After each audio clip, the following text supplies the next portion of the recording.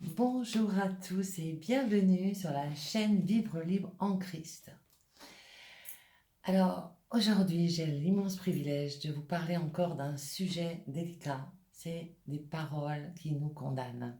Je parlerai ici toujours en connaissance de cause puisque dans mon livre De la rue Saint-Denis à Jésus-Christ, je raconte en 300 pages ma vie, mais là, sur cette chaîne Vivre libre en Christ, je vais décortiquer sujet par sujet. Le Seigneur m'a vraiment challengé. J'avais déjà échangé autour de ce sujet que j'avais appelé les paroles mauvaises et leur pouvoir lorsque je faisais le défi YouTube avec Olivier Juprel, que je remercie et salue d'ailleurs, qui avait proposé une semaine de formation pour créer la chaîne YouTube.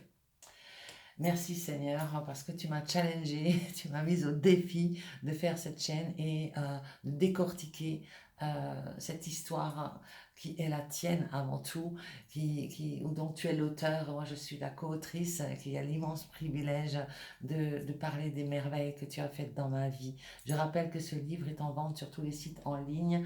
Je vous encourage à le lire et à l'offrir à quelqu'un de votre entourage qui ne connaît peut-être pas Jésus. Le monde a besoin plus que jamais d'être sauvé donc de Jésus. Il est le seul chemin, la seule vérité et la seule vie qui mène à Dieu. Alléluia.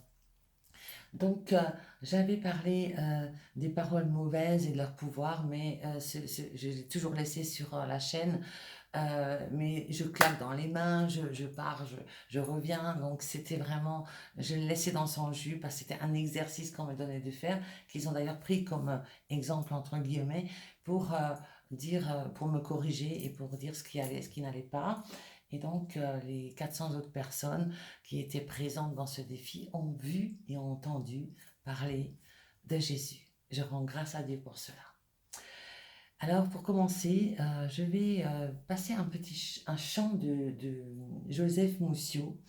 Christ fait tout à merveille. Et dans ce chant, je crois que chacun peut s'identifier. En tous les cas, moi, je me suis vraiment reconnue. Joseph Mousseau était un proxénète dont Dieu l'a délivré, comme moi, prostituée, délivrée, droguée, délivrée. Et on rend vraiment grâce à Dieu parce que Dieu fait tout à merveille. Écoutez et laissez-vous entraîner par ce merveilleux chant.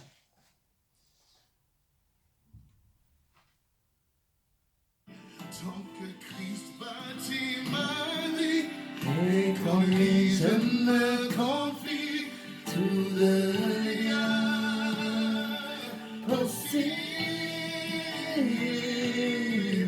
Il accomplira une belle œuvre dans ma vie. Christ accomplira une belle œuvre dans ma vie. Christ accomplira une belle œuvre dans ma vie. Christ accomplira une belle œuvre dans ma vie. Mon frère, ma soeur, ne te laisse intimider par aucune parole de limitation. Tu n'es pas ce que l'on dit que tu es. Mais tu es ce que Dieu, qui est ton créateur, dit que tu es. Laisse l'Esprit de Dieu révéler en toi le plan parfait que Dieu a pour ta vie. Nous allons le déclarer. J'entends souvent dire, J'entends souvent dire, rien de bon ne sortira de ma vie. Tant de fois dans ma vie, ces paroles ont résonné en moi. Oh, je les brise au nom de Jésus. On m'a souvent dit que rien de bon ne sortira de ma vie. Ce qu'il fait pour moi, il peut le faire pour toi. Il peut le faire pour toi. Amen. J'entends souvent dire que rien de bon ne sortira de ma vie. Oh, s'il savait, S'il savait, qui vit en nous, on m'a souvent dit que rien de bon ne sortira de ma vie. Tant que Christ bâtit ta vie, mais tant que Christ bâtit ta vie, et qu'en lui tu te confie, tout devient possible. Tant que Christ bâtit ta vie, et quand lui tu te confies, tout devient possible. Déclare-le.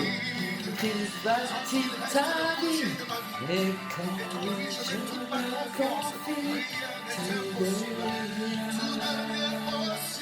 possible. Déclare-le sur ta vie. Bâtis ma vie, et quand lui je me confie, tout devient possible. Il accomplira une belle œuvre dans ta vie. Il accomplira une belle œuvre dans ta vie. Christ accomplira une belle œuvre dans ta vie. Il accomplira une belle œuvre dans ta vie.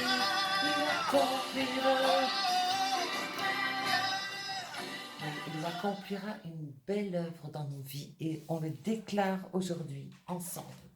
Christ fait toutes choses à merveille.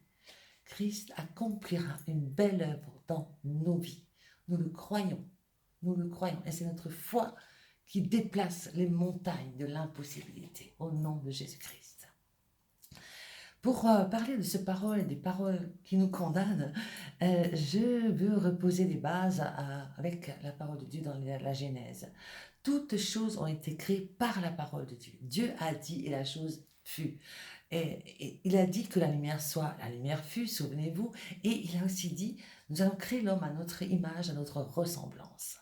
Ainsi, il nous a créés à sa ressemblance. Donc nous aussi, hommes, femmes, nous avons le pouvoir de bénir ou de maudire.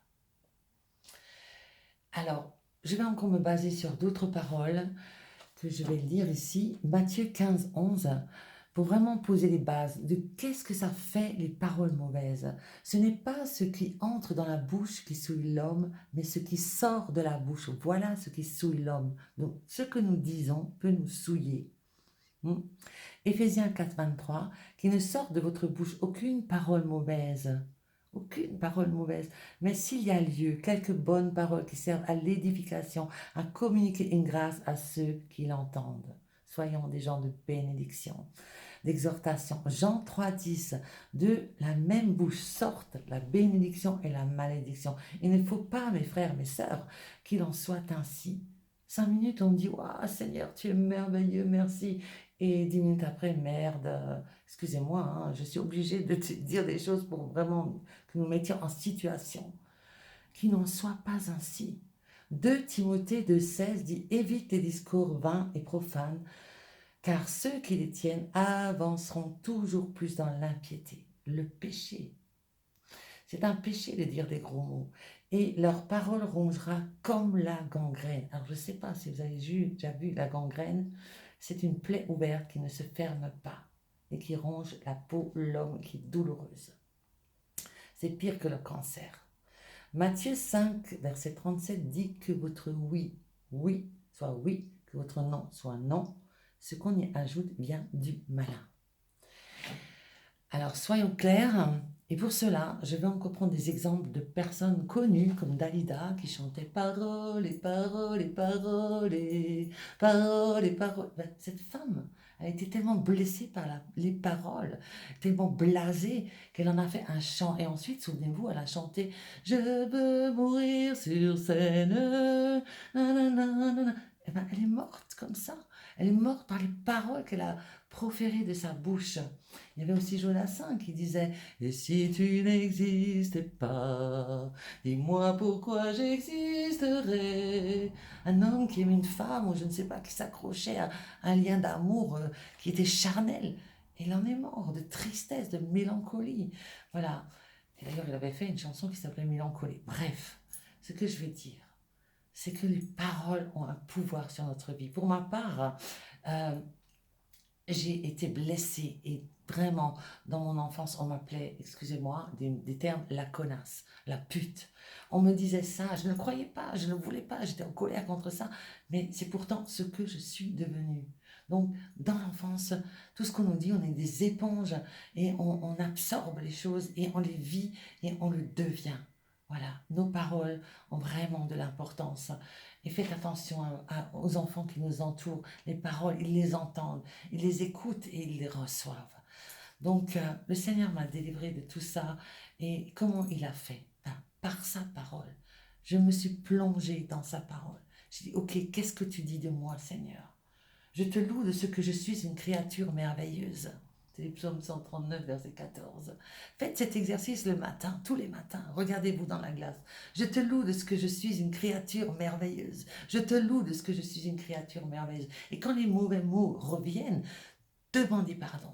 Demandez au Seigneur de vous délivrer de cela. Demandez à ce que vraiment vous soyez libérés et demandez pardon à chaque fois. Et Dieu, il aime la repentance. Il aime ceux qui viennent avec un cœur humble. Je vous encourage vraiment à mettre cela en pratique. C'est la solution, c'est Christ. C'est la parole de Dieu.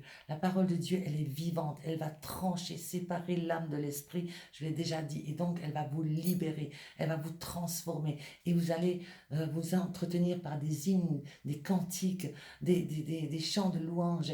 Et Dieu va transformer votre cœur. L'adoration est une puissance aussi qui changera votre caractère. Mais cela va venir avec le temps et avec la force de la parole de Dieu.